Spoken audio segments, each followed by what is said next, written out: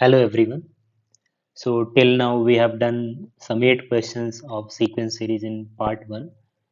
In this part 2 we will be discussing remaining 9 to 17 questions. ठीक है? So whichever we have left. Okay. So here in uh, sixth question, ninth question, in an AP we have been given that sixth term of the AP is 2. Then we have to find the greatest value of a1 dot a4 dot a5. ठीक है? अच्छा, we have been given that this value is greatest, then find the common difference of the AP. Okay, understood. Okay, first let me write the sixth term. Okay, what we can write कि sixth term of AP हम क्या लिख सकते हैं? तो हम लोग लिखेंगे a plus 5d is equal to 2. सही है? Anything else is given? कह रहा है in an AP sixth term of AP is given and this is greatest. Okay, nothing else. Okay, तो एक चीज तो हमारे पास आ गया कि a प्लस 5d is 2. तो अब हमें क्या करना है कि a1 dot a4 dot a5 का इसका मैक्सिमम वैल्यू निकालना है. तो a1 का वैल्यू क्या होगा? a. ओके, a4 को हम लोग क्या लिख सकते हैं? a plus 3d, right. a5 को क्या लिख सकते हैं? a plus 4d. ठीक है, यहाँ पे इस इक्वेशन में a का वैल्यू क्या हो जाएगा? 2 माइनस 5d. ठीक है, तो अब इसमें रिप्लेस करते हैं. तो a की जगह हम लोग लिख देते हैं 2 माइनस 5d. ठीक है, यहाँ पे 2 माइनस 5d प्लस 3d, तो ये कितना हो जाएगा? Minus 2d. ठीक है, अब यहाँ पे 2 माइनस 5d प्लस 4d, तो माइनस 5 प्लस 4 कितना होगा? माइनस 1 होगा. तो ये हो जाएगा 2 minus, okay, this is 2 minus 5d plus 4d मतलब 2 माइनस डी. ठीक है, तो ये क्यूबिक इक्वेशन आया है. अब हमें क्या करना है? इस इक्वेशन को हम थोड़ी देर के लिए एफ डी मान लेते हैं और इसको मैक्सिमाइज करना है. तो बस हमें ये देखना है कि डी के किस वैल्यू पे इसका वैल्यू मैक्सिमम आ रहा है, वही कॉमन डिफरेंस हमारा आंसर हो जाएगा. ठीक है, काफी सिंपल है. तो जस्ट कैलकुलेशन है, तो पहले हम लोग क्या करते हैं? आराम से मल्टीप्लाई कर देते हैं. तो 2 टू ज़ा 4 हो जाएगा, और 2 इंटू माइनस 2 माइनस 4, और फिर इधर माइनस 10, तो ये हो जाएगा माइनस 14d. ठीक है, and plus 10d² into 2 minus D. अब इसका भी कैलकुलेशन कर लो. ठीक है, तो 4 टू ज़ा 8. ठीक है, minus 14 into 2 minus 28d plus 20d². Okay, minus 4d plus 14d², okay, minus 10d³. तो ये हमारे पास एफ डी आ जाएगा. ठीक है, इसको थोड़ा सा हम लोग सिंप्लीफाई कर लेते हैं. अगर हम लोग सिंप्लीफाई करेंगे तो माइनस 10d³ को, अब क्या करो कि स्क्वायर वाले टर्म देख लो कहाँ कहाँ पे. एक तो 20 है और एक 14 है. ठीक है, तो 20 प्लस 14 कितना हो जाएगा? 34d². Okay, minus 28d minus 4d कितना हो जाएगा? Minus 32d plus 8. ये हो गया एफ डी. अब क्या करते हैं? अगर इसका मैक्सिमम या मिनिमम वैल्यू निकालना है तो हम इसको डिफ्रेंशिएट करेंगे और जीरो के इक्वल करेंगे. ठीक है, वहां से डी का जो भी पॉसिबल वैल्यूज आएगा, फिर हम लोग F double dash of D निकालेंगे और फिर उसमें रखेंगे. अगर लेस देन जीरो आता है तो उस डी के वैल्यू पे इस एफ डी का वैल्यू क्या आएगा? मैक्सिमम. ठीक है, ओके. तो हम लोग क्या करते हैं? F dash of D. तो जैसे ही हमने डिफ्रेंशिएट किया तो ये क्या हो जाएगा? माइनस 10 इंटू 3 हो जाएगा माइनस 30. ओके, ये हो जाएगा 34 इंटू 2 68d माइनस 32. ठीक है, यहाँ से क्या हम कॉमन ले सकते हैं? तो -2 कॉमन ले सकते हैं. तो क्या करेंगे? -2 कॉमन ले लेंगे. तो ये हो जाएगा 15d², ये हो जाएगा 34d, राइट. ओके, और ये हो जाएगा प्लस 16. ओके, ठीक है. So if will factorize this equation we will get 5d minus 8. ये तुम लोग फैक्टराइज कर लो, और ये हो जाएगा 3d माइनस 2 इक्वल टू. अब क्या करते हैं? एफ डैश ऑफ डी को जीरो के इक्वल करते हैं. जैसे ही हमने इक्वल किया, ठीक है, तो यहाँ से डी का दो वैल्यू आ जाएगा. एक तो 8/5 और दूसरा 2/3. ठीक है। अब देखना, अब देखो दोनों ऑप्शन में अवेलेबल है, ऑप्शन सेकंड एंड थर्ड, हम लोग को देखना है कि इसमें करेक्ट कौन सा है। तो हम लोग क्या करेंगे, F double dash of D निकाल लेते हैं। तो इसमें इसको एक बार और डिफ्रेंशिएट कर दो, तो जैसे ही डिफ्रेंशिएट करोगे ये कितना आ जाएगा, -60D प्लस 68। ठीक है, +68। ओके, तो -2 को वापस से कॉमन ले लिए, तो 30 इंटू डी -34। ओके, अब यहाँ पे क्या करो, d इज इक्वल टू 8/5 रखो। सो 30 इंटू 8/5 -34, तो ये 6 8 से कितना आ जा रहा है, 48। तो ओवरऑल अगर ये वैल्यू कैलकुलेट करो, 48 -34, 14 इंटू -2 -28, तो लेस देन 0 आ रहा है। इसका मतलब डी क्या है, लोकल मैक्सिमा है, और यही तो चाहिए था हमको। ठीक है, तो डी हो गया लोकल मैक्सिमा, इसलिए ये जो एफ डी वैल्यू होगा इस डी के वैल्यू पे मैक्सिमम वैल्यू देगा। इसका मतलब 8/5 इज करेक्ट, 2/3 इज रॉन्ग। अब 2/3 तुम लोग रख के देख सकते हो, ठीक है, वैल्यू पॉजिटिव आ जाएगा, इसका मतलब वो इस केस में जो डी होगा वो मिनिमा हो जाएगा। सो ये हमें तो क्या चाहिए था, मैक्सिमा चाहिए था, तो हमारा आंसर हो गया डी इज इक्वल टू 8/5। ठीक है, okay, welcome to the next question. ठीक है, इसमें कह रहा है कि log a log b log c are in A P. ठीक है, तो और फिर कह रहा है ये वैल्यूज भी एपी में है, तो a is to b is to c बताया। ठीक है, अब देखो ये वैल्यूज एपी में है, तो इसको हम लोग लिख सकते हैं टू, अच्छा log e log बेस ई को मैं एल एन लिख के चलता हूँ। ठीक है, तो L N B is equal to L N A plus L N C. ठीक है, तो this can be written as L N B square, जो कोफिशियंट है वो पावर बन जाएगा, और ये हो जाएगा A L N log A plus log B क्या हो जाता है, लॉग ए बी हो जाता है, तो ये ए सी हो जाएगा। तो यहाँ से हम लोग कह सकते हैं कि बी स्क्वायर का वैल्यू कितना आ जाएगा, a c, then only we can write. Okay, तो पहले तो इसको यहाँ पे ऐसे कर लो कि log this is written log A minus B, तो इसको लिखा जा सकता है log A upon log B. ठीक, sorry log A upon B. तो मैं लिख देता हूँ, बेस के लिए भूल जाओ, ठीक है, बार बार एक ही चीज़ आएगा, तो एल एन लिखो या फिर लॉग बेस ही लिखो, फर्क नहीं पड़ेगा। ठीक है, तो we can write this log A by two B. फिर सेकेंड टर्म को हम लोग सिमिलरली क्या लिख सकते हैं, 2b/3c। थर्ड टर्म को सिमिलरली क्या लिख सकते हैं, 3c/a। Log A minus B is log A upon B. अब ये किस में है, एपी में है। ठीक है, तो एपी में है, तो this can be written as 2 log of 2b/3c is equal to a plus c, मतलब log a by 2b plus log 3c by ए।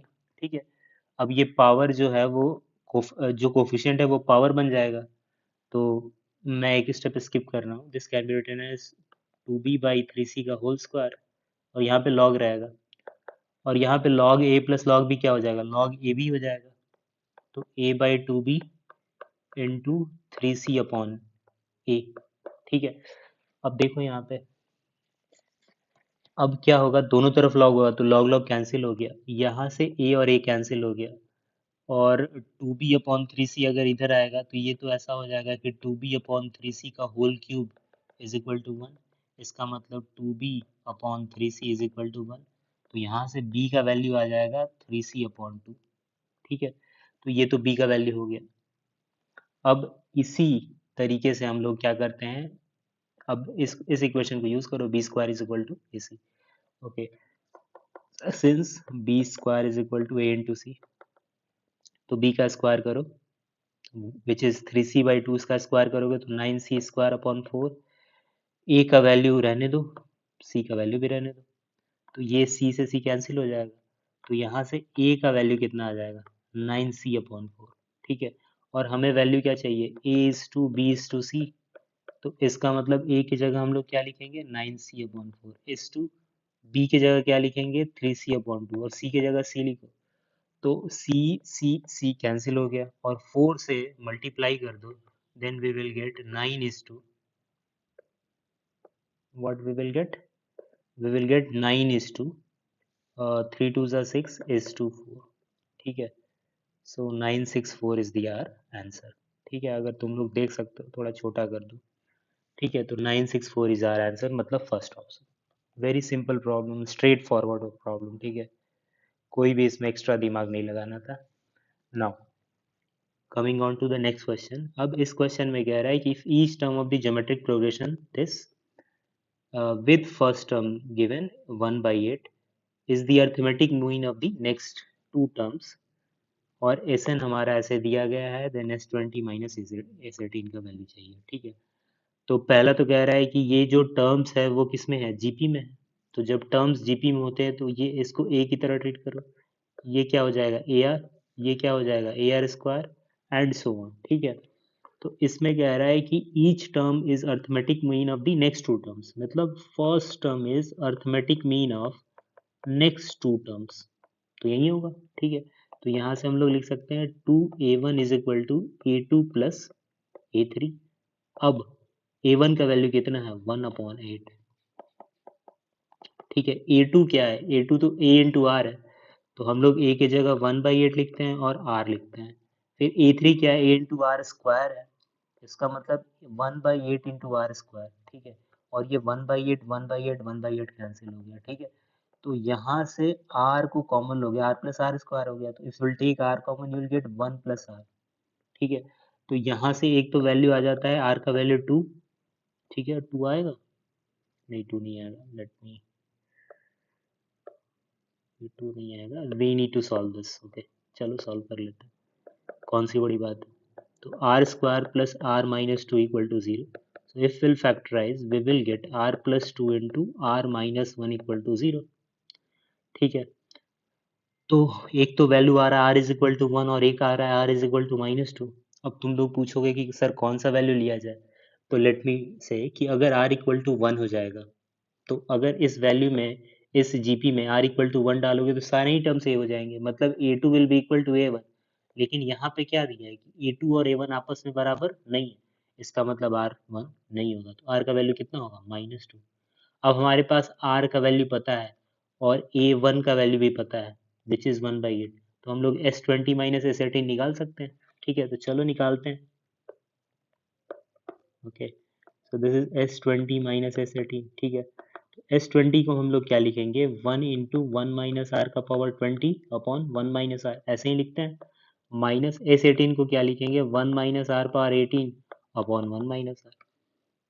तो यहाँ से क्या कॉमन लेने लायक, एक तो ये, दूसरा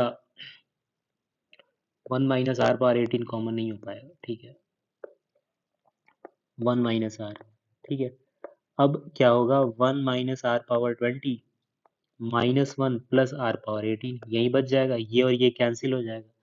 अब यहाँ पे वैल्यूज रखो, ए का वैल्यू कितना 1/8, 1 माइनस आर, आर का वैल्यू -2 रखोगे तो ये कितना हो जाएगा 3. ठीक है, ये हो जाएगा R power 18 minus R power 20. ठीक है, यहाँ से आर पावर 18 को अब कॉमन लो, तो आर पावर 18 कॉमन हो जाएगा और नीचे हो गया 24, तो यहाँ पे 1 बचेगा और यहाँ पे आर स्क्वायर बचेगा.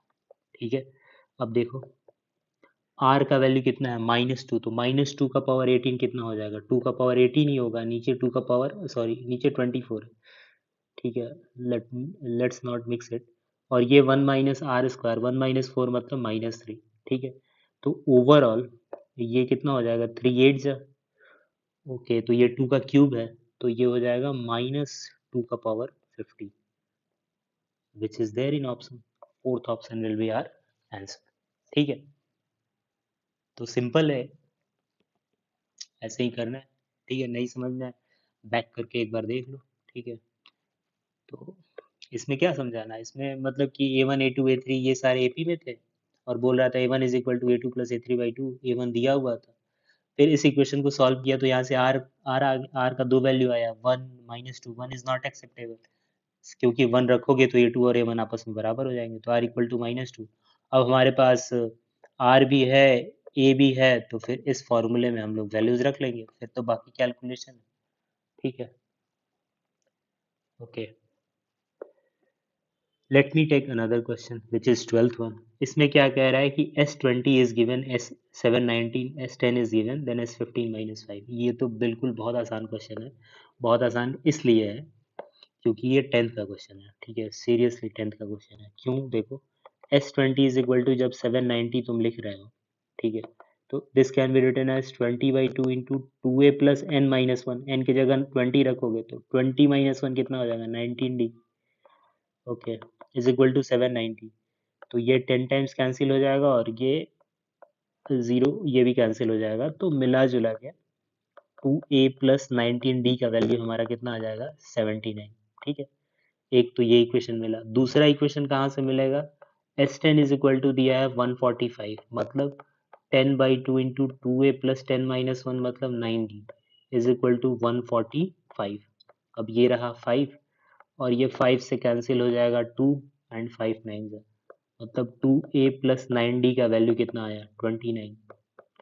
ठीक है, अब ये रहा इक्वेशन 1 और ये रहा इक्वेशन 2। ठीक है, अगर तुम लोग सॉल्व करो इक्वेशन 1 और 2 को, सॉल्व 1 एंड 2, ठीक है, तो मुझे क्या मिल जाएगा, ए का वैल्यू मिल जाएगा और डी का वैल्यू मिल जाएगा। तो जब ए का वैल्यू मिल जाएगा और डी का वैल्यू मिल जाएगा तो S15 माइनस S5 तो निकल ही जाएगा। ये I leave this question on you, ठीक है, since it is very simple. S15 minus S5 यही तो निकालना है, तो S15 क्या हो जाएगा 5/2 into 2a, sorry 15/2 into 2a plus 14 into D, और S5 क्या हो जाएगा 5/2 into 2a plus 5 minus one मतलब 4 इंटू डी। ठीक है, अब इस इक्वेशन में ए और डी का वैल्यू डाल दो तो तुम्हें इसका वैल्यू निकल के आ जाएगा। ठीक है, okay, so I am not going to do this question, very simple question, 10th का क्वेश्चन है। ठीक है, तो you guys should do it. Okay, कुछ तो करो। ओके, ये क्वेश्चन अच्छा है, अब देखो। अच्छा, ये क्वेश्चन थोड़ा लेंदी है, तो अगर 5 क्वेश्चन तो छोड़ने रहते हैं, ठीक है, 25 ही करने रहते हैं 30 में से, तो कुछ कुछ लेंदी क्वेश्चन दिखे तो तुम छोड़ सकते हो, ठीक है, उसमें कौन सी बड़ी बात है। ठीक है, तो ये उनमें से ऐसा क्वेश्चन है कि बहुत टाइम टेकिंग है, कैलकुलेशन है, तो तुम इसे छोड़ सकते हो। अगर तुम कॉन्फिडेंट हो तो करो, कोई दिक्कत नहीं है। ठीक है, अच्छा, यहाँ पे मुझे ये समझाना था कि ये जो अल्फा देख रहे हो सम, ठीक है, इसमें ध्यान से देखोगे तो 4 और 1 का डिफरेंस कितना आएगा 3, 8 और 4 का डिफरेंस 4, ठीक है, 13 और 8 का 5 और 13 और 9 का 6। तो ये जो डिफरेंसेस किस में है, एपी में है ना, और ये 7 आ जाएगा। ठीक है, तो जब डिफरेंसेस एपी में होते हैं तो वो टर्म का जो nth टर्म होता है, ठीक है, जब डिफरेंसेस, जब टर्म्स के डिफरेंस एपी में रहेंगे, हम अभी स्क्वायर का बात ही नहीं कर रहे हैं, मैं तो सोच रहा हूँ कि कोई जनरल टर्म यहाँ पे लिख दूँ और उसके ऊपर स्क्वायर लगा दूंगा। ठीक है, इस जनरल टर्म की मैं बात कर रहा हूँ। ठीक है, तो यहाँ पे मैं 1 4 8 13 19, तो मैं तो फिर ऐसा सीक्वेंस ले रहा हूँ 1 2 सॉरी 1 4 8 13 19, मैं तो इसका nth टर्म लिखने की कोशिश कर रहा हूँ। ठीक है, तो इन क्या हुआ कि इनके डिफरेंसेस किस में थे, एपी में थे। तो जब भी डिफरेंसेस एपी में रहता है तो nth टर्म जो होता है वो किस तरह का होता है, an square plus b n plus c. ठीक है, ऐसे ही रहता है। अब क्या करो, इसमें n का वैल्यू 1 रखो, तो n का वैल्यू 1 रखोगे तो t1 आ जाएगा विच इज 1, तो ये क्या हो जाएगा a प्लस बी प्लस सी। एक इक्वेशन आया हमारे पास। n का वैल्यू 2 रखो, n का वैल्यू 2 रखोगे तो सेकेंड टर्म क्या है 4 है, तो ये कितना आ जाएगा 4a प्लस 2b प्लस सी। अब तुम देखो इस इक्वेशन को हम लोग ऐसे भी लिख सकते हैं 3a प्लस बी प्लस ए प्लस बी प्लस सी। ठीक है, और ए प्लस बी प्लस सी क्या है 1। ठीक है, ऐसा लिख सकते हैं ना, 3a प्लस बी प्लस ए प्लस बी प्लस सी, ए प्लस बी प्लस सी 1 है, तो यहाँ से 3a प्लस बी का वैल्यू कितना आ जाएगा 3। ठीक है, विच इज एक इक्वेशन आ गया। तो एक और अगर हमारा हो जाएगा, इक्वेशन आ जाएगा तो अपना काम हो जाएगा। ठीक है, तो उसी को हम लोग निकालने की कोशिश करेंगे। अब देखो n इक्वल टू 3 रखो, तो जैसे ही n इक्वल टू 3 रखोगे तो थर्ड वाला टर्म कितना हो जाएगा 8, और यहाँ पे क्या आ जाएगा 9a प्लस 3b प्लस सी। अब इस इक्वेशन को वापस से ऐसे लिखो 8a plus 2b plus a plus b plus c, और वो तो 1 है, तो यहाँ से 8a प्लस 2b का वैल्यू कितना आ जाएगा 7। ठीक है, तो ये इक्वेशन 2 हो गया। अगर लेट से इसको इक्वेशन 1 लिखते हैं और दूसरे को इक्वेशन 2 लिखते हैं, ठीक है, तो यहाँ पे कहेंगे ऑन सॉल्विंग, सॉल्व करो, ऑन सॉल्विंग 1 and 2, ठीक है, हमारे पास a का वैल्यू कितना आ जाएगा, सॉल्व करके देख लेना 1/2, और b का वैल्यू कितना आ जाएगा 3/2, ठीक है। अब इन दोनों इक्वेशन को सॉल्व करो, ठीक है, तो जैसे ही सॉल्व करोगे तुमको a और b का वैल्यू मिल जाएगा, रख के देख लो सेटिस्फाई कर रहा है कि नहीं कर रहा है। तो 1/2 इंटू 3/2 इस इक्वेशन में रखो, 1/2 इंटू 3 तो कितना हो गया 3/2, 3/2 प्लस 3/2 कितना हो जाएगा 3, सेटिस्फाई कर रहा है। इसमें भी सिमिलरली रख के देख लो सेटिस्फाई करेगा, ठीक है। तो अब वापस से तुमको अगर ए और बी का वैल्यू मिल गया तो इस इक्वेशन में रखोगे तो तुमको सी का वैल्यू मिल जाएगा, इसमें ए और बी का वैल्यू चिपका दो तो तुम्हें क्या मिल जाएगा सी का वैल्यू, और वो कितना होगा सी का वैल्यू, सी का वैल्यू इज -1, ठीक है। तो मुझे क्या हुआ, अब तीनों इक्वेशन मिल गए, मतलब ए बी सी मिल गया, तो मैं nth टर्म लिख सकता हूँ। तो nth टर्म क्या हो जाएगा a इंटू एन स्क्वायर मतलब n²/2, ठीक है, प्लस b इंटू एन मतलब 3n/2, ठीक है, -1। लेकिन अगर मुझे अल्फा का nth टर्म चाहिए तो स्क्वायर लगाना पड़ेगा, तो इसीलिए मैं क्या करूँगा, इधर स्क्वायर लगा दूंगा, ठीक है। ओके, अब देखो यहाँ पे ध्यान से, तो ये तो nth टर्म है, ठीक है, तो मैं क्या करूँगा, इसको लिखूंगा summation T N is equal to alpha, सही बात है, समेशन टी एन, ये क्या है सारे टर्म्स का तो सम है ना, तो that can be written as alpha, ठीक है, summation T N is equal to alpha, then alpha, अब यहाँ से एलसीएम लेके ये 4 इधर भेज दो, तो 4 alpha will be equal to n² plus 3n-2 का होल स्क्वायर, और यहाँ पे क्या आ जाए, आगे आ जाएगा समेशन, ठीक है। तो ये समेशन है, इसको थोड़ा अच्छे से लिख लेते हैं, ओके, ठीक है। तो ये 4 अल्फा का वैल्यू आ गया मेरे पास। अब क्या करते हैं, अब इसको एक्सपैंड करेंगे, ठीक है, बहुत आराम से, जल्दी जल्दी में करोगे गलती हो जाएगा, ठीक है। तो ये हो जाएगा 4 अल्फा, अच्छा, समेशन, अब a प्लस बी प्लस सी के होल स्क्वायर पे तोड़ दो, मतलब n⁴ प्लस 9n² प्लस 4, ठीक है, प्लस 2 3 6n³, अच्छा, minus 2 3 6 2 12n and minus 4n², ठीक है, ये समेशन है। अब समेशन सब पे लगाओ, तो 4 अल्फा इज इक्वल टू क्या हो जाएगा summation n⁴ plus 9 into summation n², अच्छा n² वाला टर्म एक ही था ना, ठीक है एक ही था, नहीं नहीं 9n² minus 4n², let me write this clearly, तो ये 9n² माइनस 4n² कितना हो जाएगा 5n², so this can be written as 5 summation n², okay. अब n³ वाला टर्म छूट गया, तो उसको लिख लो 6 इंटू समेशन n³, n वाला टर्म कितना है एक ही है, तो that can be written as -12 into summation n and plus 4, तो 4 को बाहर ले लो तो समेशन 1, ठीक है।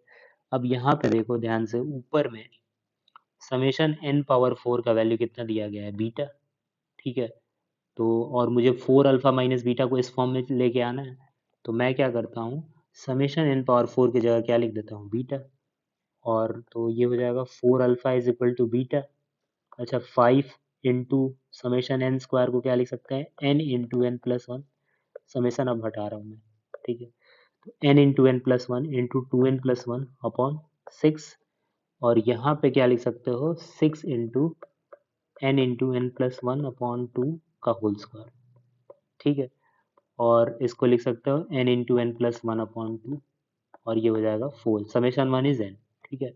तो ऐसे हमने लिख दिया। अब again this equation can be written as 4 alpha minus beta is equal to, वापस से वही चीज़ कि n into N plus 1 upon 2 का होल स्क्वायर इंटू 6, ठीक है, plus n into N plus 1 into 2n plus 1 upon 6, ठीक है, -12n into N plus 1 upon 2 plus 4n, ठीक है। अब ध्यान देना, यहाँ पे भी 10 टर्म्स है, ठीक है, ध्यान दो, यहाँ पे भी 10 टर्म्स है, यहाँ भी 10 टर्म्स है, ठीक है। तो यहाँ पे मुझे n इक्वल टू कितना रखना पड़ेगा, n कहाँ तक जा रहा है 10 तक जा रहा है, तो n इक्वल टू 10 रखो, ठीक है, तो पुट n इक्वल टू 10, तो जैसे ही n इक्वल टू 10 रखोगे, 4 अल्फा माइनस बीटा कितना आ जाएगा 6 इंटू 10 प्लस 1/2 कितना होगा 55। ठीक है, तो ये हो जाएगा 55 का स्क्वायर, और ये कितना हो जाएगा प्लस 55 इंटू 21/3 मतलब 7। ठीक है, माइनस ये 55 इंटू 12 होगा। ठीक है, मैं बार बार 55 को मतलब कैंसिल नहीं कर रहा हूँ, जैसे मैं 2 से 12 को कैंसिल नहीं किया, इसलिए नहीं किया क्योंकि n इंटू एन प्लस 1/2 क्या है 55 है।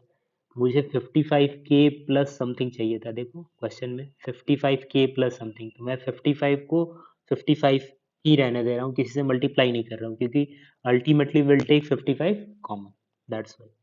ठीक है, और 4 इंटू 10 कितना हो जाएगा 40। अब देखो यहाँ पे, सो 4 अल्फा माइनस बीटा, यहाँ से क्या करो 55 को कॉमन ले लो, तो इफ विल टेक 55 कॉमन, यहाँ पे क्या बचेगा 6 इंटू 55, तो 6 इंटू 55 कितना हो जाएगा 330, और यहाँ पे बच गया 7, और यहाँ पे बच गया 12 प्लस 40। ठीक है, तो ये कितना हो जाएगा, ये हो जाएगा 55 इंटू 7 में से 12 माइनस 5 मतलब 325 plus 40, so this is 4 alpha minus beta. तो अकॉर्डिंग टू, तो ये अगर इसको 50k प्लस 40 से कंपेयर करेंगे तो k का वैल्यू कितना आ जा रहा है 325। Okay, let me compare my answer whether it is correct और नॉट। ओके, 353 आंसर आना चाहिए था, कहाँ गलती हो गया।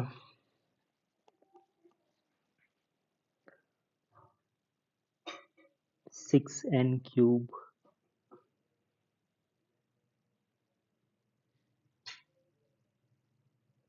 ओके ठीक है, प्लस 5n² है, हम लोग का कितना है 5n², summation n square is okay 5 हम लोग छोड़ दिए कहीं, ये जो 5 था, ओके ये 5 छूट गया था, तो एक और 5 आ जाएगा यहाँ पे, मतलब एक और यहाँ पे 5 आ जाएगा, तो 35 65 माइनस 12, अब ठीक है, एक 5 छूट गया था। ओके, जिसको नहीं दिखा देखो ध्यान से, तुम लोग वीडियो देखोगे तो पता चल ही जाएगा कि कहाँ पे मैं 5 छोड़ा था। ठीक है, ये 5 था, तो अब ये 5 इंटू 7 कितना हो जाएगा 35, तो 365 माइनस 12 कितना आ जाएगा हमारा आंसर 353। ठीक है, अब यहाँ से k का वैल्यू हमारा सही है 353, वही है calculation, you guys should be very careful when you are doing calculation. ठीक है, नहीं तो गड़बड़ हो जाएगा। ठीक, ओके, एक बार मैं वापस एक्सप्लेन कर देता हूँ मैंने किया क्या है।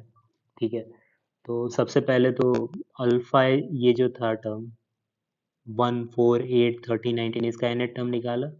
ठीक है, कैसे निकाला, n इक्वल टू 1 2 3 रखा, 3 इक्वेशन है, तीनों को सॉल्व किया, वहां से a b c का वैल्यू आया, उसको रखा।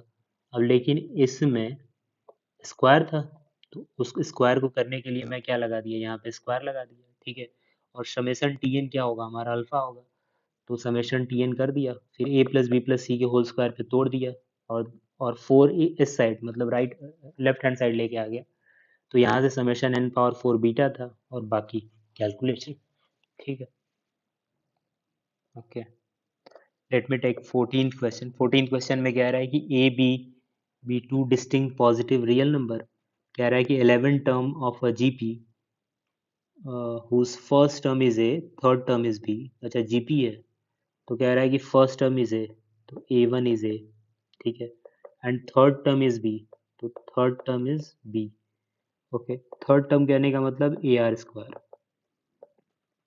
तो यहाँ से मुझे आर का वैल्यू पता चल जाएगा, विच इज बी बाई ए का होल पावर 1/2।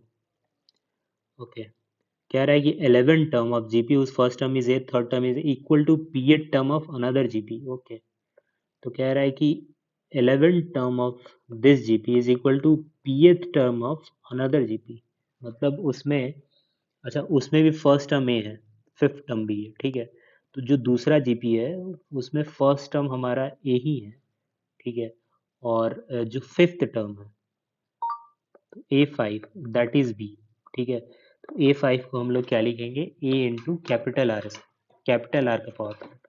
ऐसा क्यों लिख रहे हैं, क्योंकि जीपी दूसरा है, फर्स्ट टर्म तो सेम है लेकिन कॉमन रेशियो अलग होगा, इसीलिए इसको कैपिटल आर से डिनोट करते हैं। तो यहाँ से कैपिटल आर का वैल्यू आ जाएगा बी अपॉन ये, 4 इधर आएगा तो 1/4, ठीक है। Okay, we will use it accordingly. अब यहाँ पे A11 है, तो ये जो है A11 ये किसका टर्म है, जीपी का, तो this we will write A into small r का पावर 10, और ए पी है तो मतलब A इंटू आर का पावर, सॉरी कैपिटल आर का पावर P-1। अब ए से ए कैंसिल हो गया, आर का पावर 10, आर मैंने निकाल के रखा है, तो अगर इसका पावर 10 करेंगे तो 10/2। ओके, यहाँ पे आर का पावर P-1 मतलब B/A का होल पावर P-1, और यहाँ पे नीचे 4 है तो अपॉन 4, तो बेस सेम है मतलब पावर को इक्वल कर दो, तो 5 P-1/4 इज इक्वल टू 5, मतलब P का value 21, 5 4 20 plus 1 20। Okay, let me take 15th question. 15th question में क्या कह रहा है कि एक हमारे पास एपी दिया गया है, एपी में ध्यान दो 3 7 11, मतलब ए का वैल्यू कितना हो गया 3, डी का वैल्यू कितना हो गया 7 माइनस 3 विच इज 4। तो मुझे ये वाला सॉल्व करना है, ठीक है। तो सबसे पहले तो कि ये निकाल लो k इज इक्वल टू 1 से n एस के का वैल्यू, तो this can be written as summation k is equal to 1 से n, दिस इज k/2, ठीक है, into 2a plus k-1 into D. यहाँ पे क्या करो, ए और डी का वैल्यू चिपका दो, तो ये आ जाएगा समेसन k/2 इंटू 2 3 6, और k कितना है, k तो पता नहीं है, k-1 इंटू डी का वैल्यू 4, ठीक है। 2 से लेके कैंसिल कर दो, तो ये हो जाएगा 2 इंटू 3 प्लस 2k-2, ठीक है। ओके, तो ये हो जाएगा summation k into 2k+1, okay, तो ये हो जाएगा समेसन 2k² प्लस k, तो उस पर भी हम लोग क्या लगाते थे k।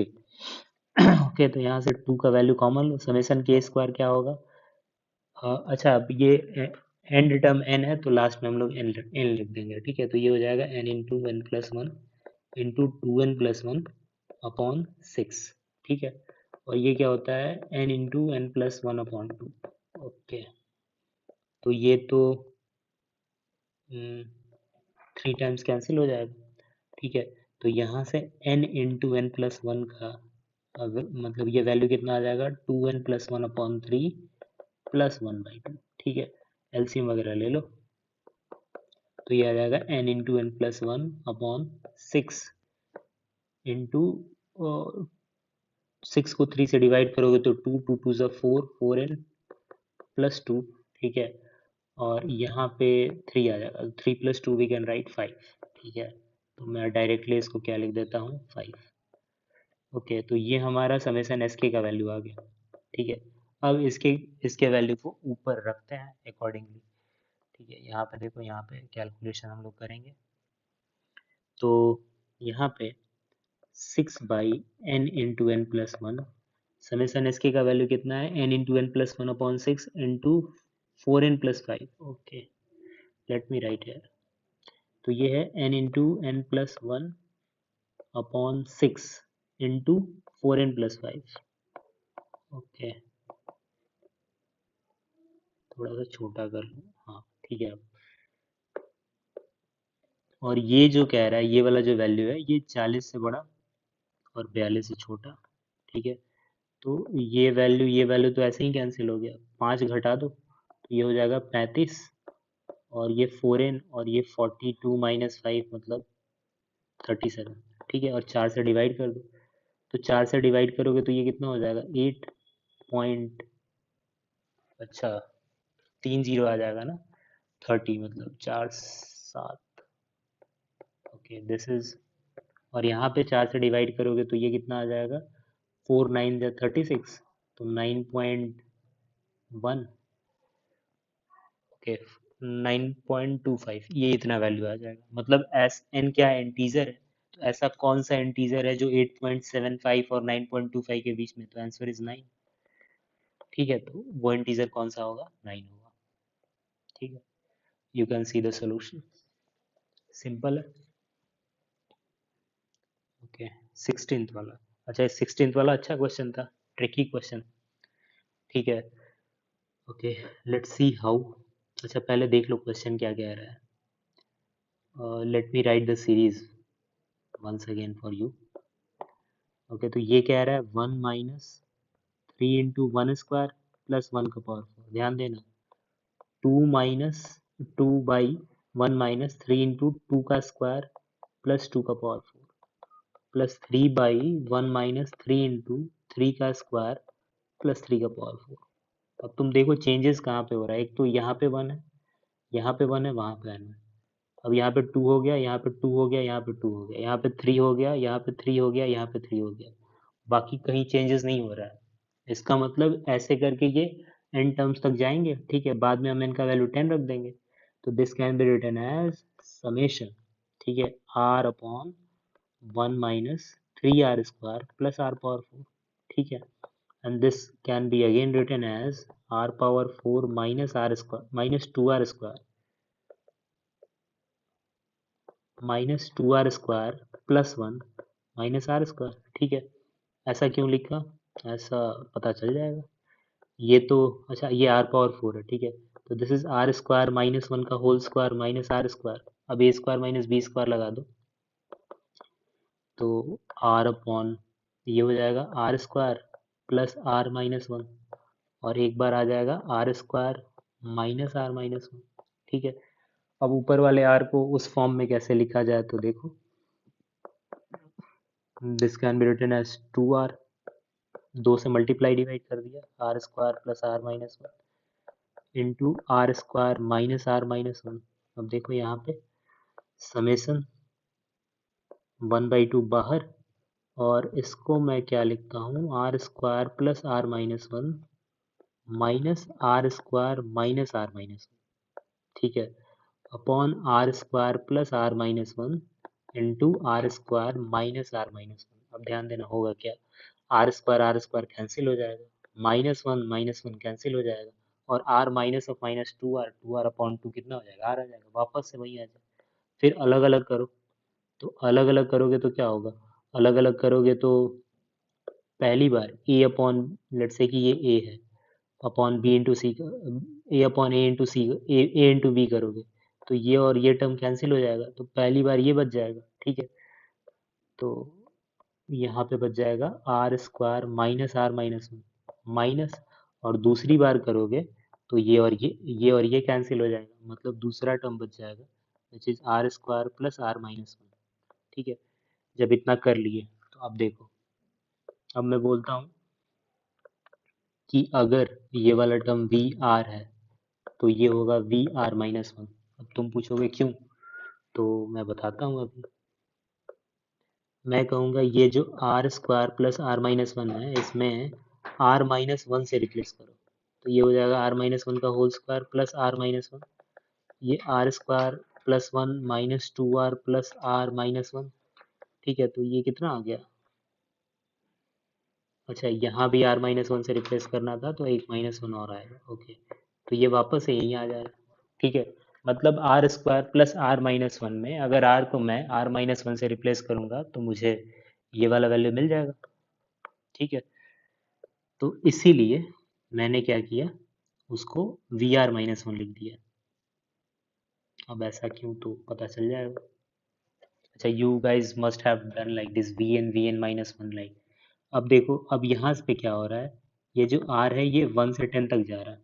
ठीक है, तो मैं बारी बारी से सारी वैल्यूज रखूंगा, एक बार 1 रखूंगा तो V1 - 1 कितना आ जाएगा, 0, और यहाँ पे 1 आ जाएगा। ठीक है, एक बार 2 रखो तो 2 - 1 कितना होगा, V1, और यहाँ पे कितना आ जाएगा, 2। फिर 2 रखो, सॉरी 3 रखो, तो 3 - 1 2, और ये आ जाएगा 3। ठीक है, ऐसे करके अगर 10 रखोगे तो ये कितना आ जाएगा, V9 - V10। ठीक है, अब देखो कैंसिल क्या हो रहा है, v1 v1 v2 v2 v3 ऐसे करके ये इसके आगे माइनस v9 होगा, उससे कैंसिल हो जाएगा। तो हमारे पास सिर्फ क्या बच जा रहा है, 1/2 into we not minus v10। ठीक है, अब ऊपर वाले इक्वेशन में, ठीक है, r के जगह ज़ीरो रखो।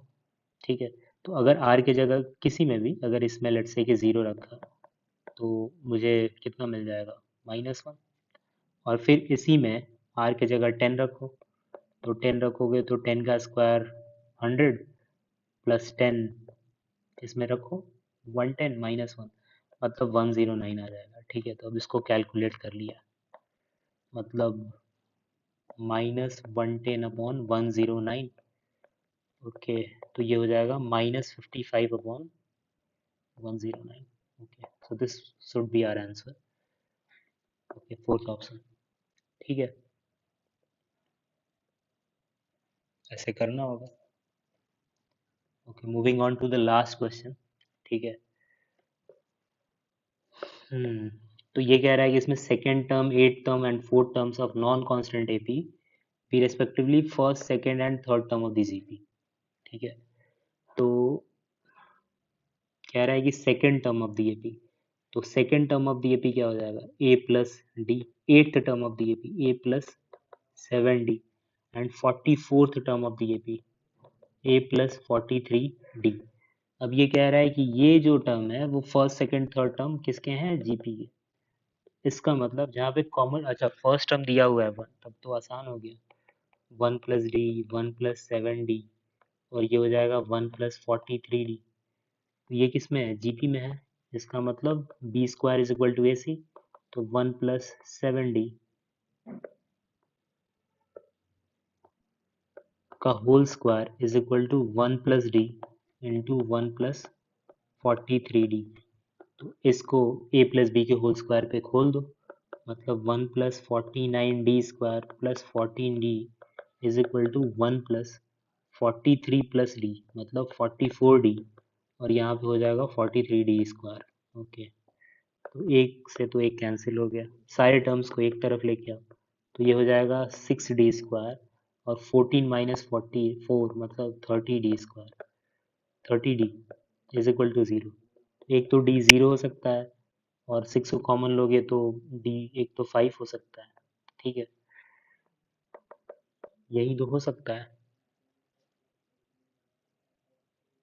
ठीक है, ओके, ये स्क्वायर नहीं है, don't confuse with this term. ठीक है, तो एक तो d 0 हो सकता है, एक 5 हो सकता है, d 0 नहीं हो सकता है।